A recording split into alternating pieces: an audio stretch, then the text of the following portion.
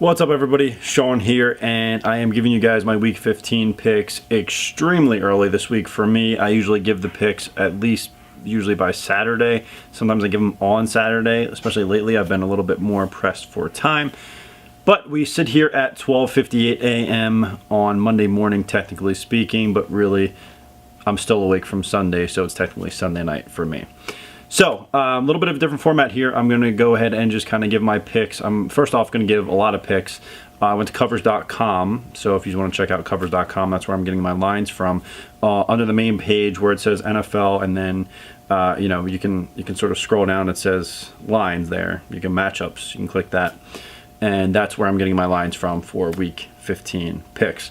Okay, so I went 1-3 today on my picks, so it's not very good. Not doing a very good job rebounding from my 0-4 week or my 3-5 Thanksgiving week. But again, I should still have a winning record on the year, or I'm not entirely sure. I'm going to have to go back and look. Maybe I'll put some text somewhere with the record. If not, I'll put it down below in the description. All right, so a little bit slightly different of a look this week. I'm going to kind of just talk to you guys a little bit more relaxed. All right, so for the first game of the week, we have I like Tampa Bay to defeat the St. Louis Rams. So, of course, Tampa Bay played the Saints today, and, of course, they did not win. The Saints ended up pulling it out 24-17, I believe was the score. I'll pull up NFL.com just to make sure I get the scores correct here. Fairly certain, though, that the Saints pulled that game out. And, yeah, they did. Saints won 24-17. That's okay.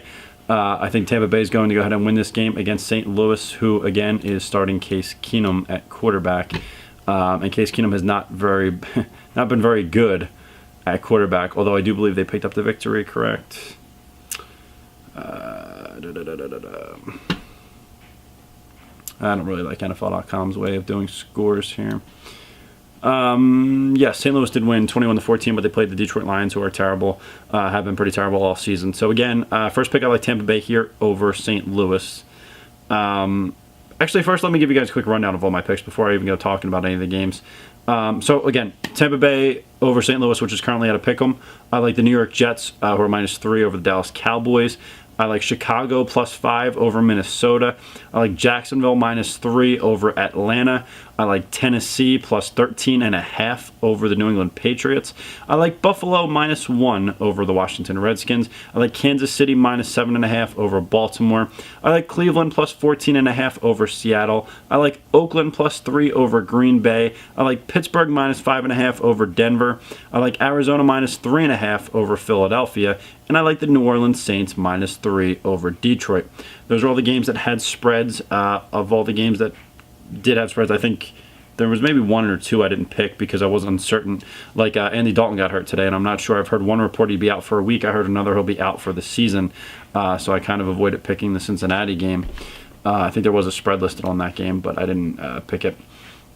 So anyways, that's all my picks for the week against the spread. So again, we went over the Tampa Bay game. I like the New York Jets -3 over Dallas. I mean, that's pretty obvious. Dallas without Tony Romo.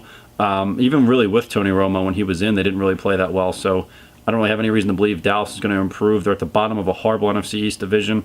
So I really don't see them doing very well. Matt Castle hasn't been playing very well. Neither did Brandon Weeden when they had him in. Des Bryant has looked horrible. I mean, my God, some of them drops he had today. I mean, just horrible. So they're just a team that's kind of in shambles right now. So the Jets, meanwhile, are actually playing really well and fighting for a playoff spot. So I like the Jets team actually this year a lot. So Jets are just a much better team. 3 points is nothing. Jets -3. Chicago +5 over Minnesota. I know Minnesota is the better team here.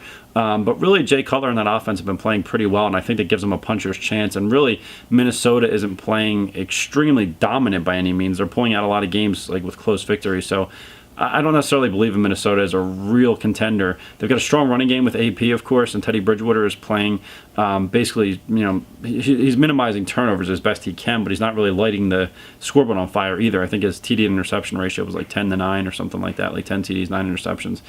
So anyways, I like Chicago. We're getting 5 points here, so I think it's going to be a little close, more of a close game like Minnesota's games have been all year. So let's take Chicago plus the points here.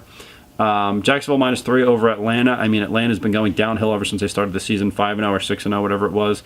They just kind of went downhill since then. Meanwhile, Blake Bortles is quietly putting together an incredible season. He's thrown like 31 TD passes and like 7 or 8 interceptions or something. And Jacksonville blew out the Colts today, 51-16. I forgot exactly what the score was, but I knew they wrecked them. So let's go ahead and take Jacksonville here -3 over Atlanta, especially since Atlanta just got blown out today, 38-0 over the Panthers, or they lost to the Panthers. But so let's go with Jacksonville there.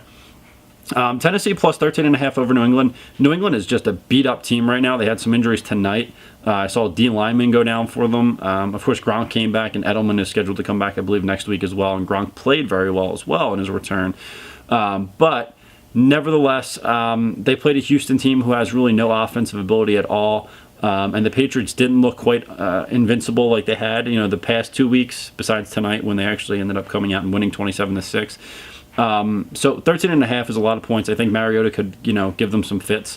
So I like this game to be a little bit closer, and it's just a lot of points. So let's take Tennessee plus 13.5 over New England, although I do think New England, of course, wins outright. We've got Buffalo -1 over Washington. I really like Tyrod Taylor, and I really like LaShawn McCoy. I really like Sammy Watkins. I like that Bills team. They have a really good team. Their offensive line had a little bit of trouble keeping up with the Philadelphia Eagles defensive line today, and of course they lost 23-20 against the Eagles.